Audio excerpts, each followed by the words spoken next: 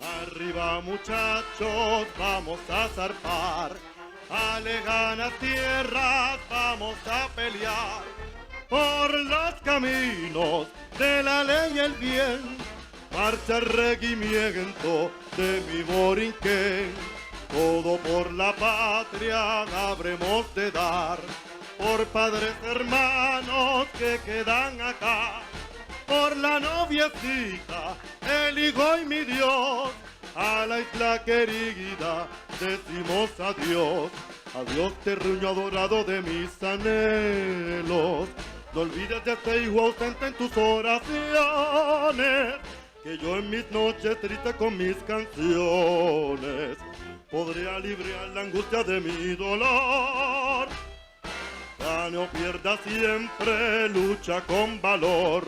Nuestro regimiento se cubrió de honor en 1000 batallas, 100 batallas haya 100, siempre cara al viento, marcha regimiento de mi Borinquen, de mi Borinquen.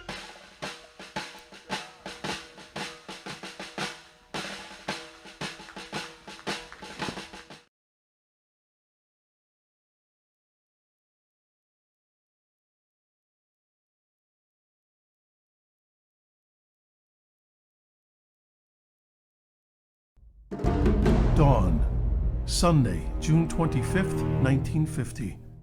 Soldiers of the North Korean People's Army, aided by a barrage of artillery, crossed the 38th parallel.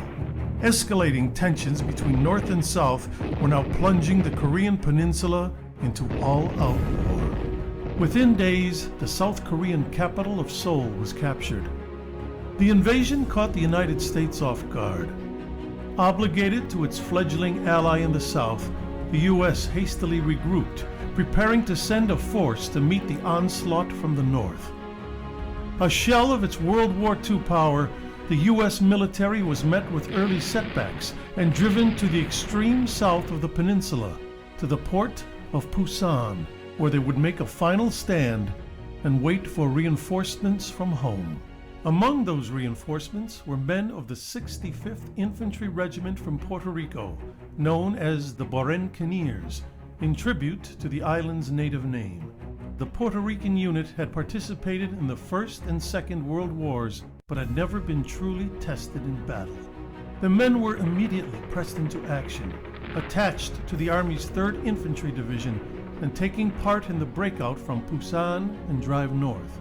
Following General Douglas MacArthur's daring invasion behind enemy lines at Incheon, the North Korean assault disintegrated and Seoul was recaptured. The momentum turned and the Allied forces pushing north, victory appeared within sight. But hopes of victory soon met cold reality in December 1950 in a remote part of North Korea near Chosin Reservoir. The Chinese army, backed by the Soviets, had recently entered the war and launched a massive assault on the overextended U.S. 8th Army and 1st Marine Division. In one of the epic battles in American history, the completely surrounded Americans slugged their way towards safety and evacuation at the port of Hungnam.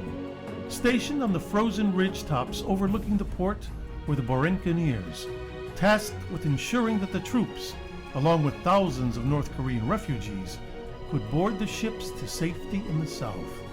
After all other troops were evacuated, the men of the 65th finally boarded the ship south, still firing at the advancing forces approaching the pier. For their gallant defense during the Marines' escape, the 65th was awarded the Navy Unit Commendation. Soon, the Bucaneers were back where they had started, the port of Pusan, to once again begin the long slog north. The coming months would witness intense combat. In February, men of the 65th would charge Chinese positions in the last battalion-sized bayonet charge in U.S. history.